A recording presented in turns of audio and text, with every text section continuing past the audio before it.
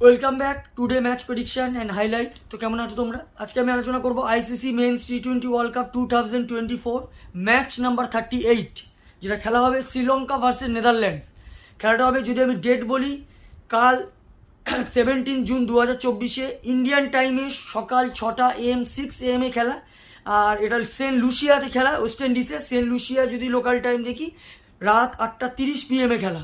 তো খেলাটা হবে সেন্ট লুসিয়া, যেটা সেন্ট লুসিয়া গ্রস আইসলেটে, সেন্ট লুসিয়ার ড্যারেন স্যামি ইন্টারন্যাশনাল ক্রিকেট স্টেডিয়ামে খেলা।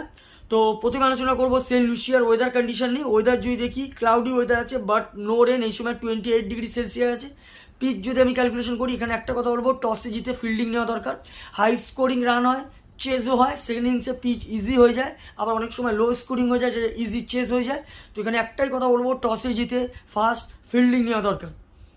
তো এখানে যদি আমি শ্রীলঙ্কার প্লেয়ার লিস্ট দেখি, পাতুম নিশাঙ্কা, কুশাল মেন্ডিস, কামিন্ডো মেন্ডিস, ধনঞ্জয়া ডিসিলভা, চারিত আসালাঙ্কা, ওয়াইন্ডু হাসারাঙ্গা, অ্যাঞ্জেলো ম্যাথুস, ধাসুন সানাকা, মাহিস থিকসানা, মাহেশা পাতিরানা, নুয়ান তুষারা।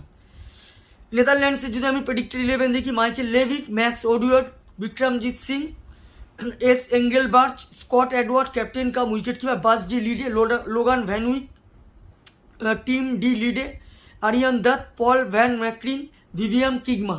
তো দুটো টিমের আমি প্রেডিক্টেড 11 বলে দিলাম। লাস্ট ম্যাচ যদি দেখি, শ্রীলঙ্কা লাস্ট ম্যাচ আবান্ডানো রয়েছে নেপালের সাথে রেনের জন্য। আর নেদারল্যান্ডে যদি লাস্ট ম্যাচ দেখি, নেদারল্যান্ড লাস্ট ম্যাচ লস্ট হয়ে আছে বাংলাদেশের কাছে। নেদারল্যান্ডের লাস্ট ম্যাচ সব থেকে হাই স্কোর করে এস এঙ্গেলবার্ট, 33 রান। আর যদি বলিং পারফর্ম দেখি, সব থেকে উইকেট টেকার ইকোনমিক বল করে পল ভ্যান মিক্রেন, যারা 15 রান দিয়ে 2 উইকেট নেয়।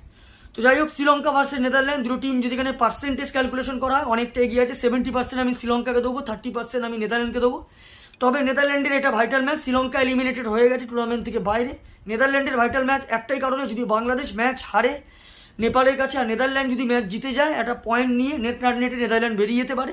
আর না হলে বাংলাদেশ ম্যাচ জিতলে নেদারল্যান্ডের জেতার কোনো মানে নেই।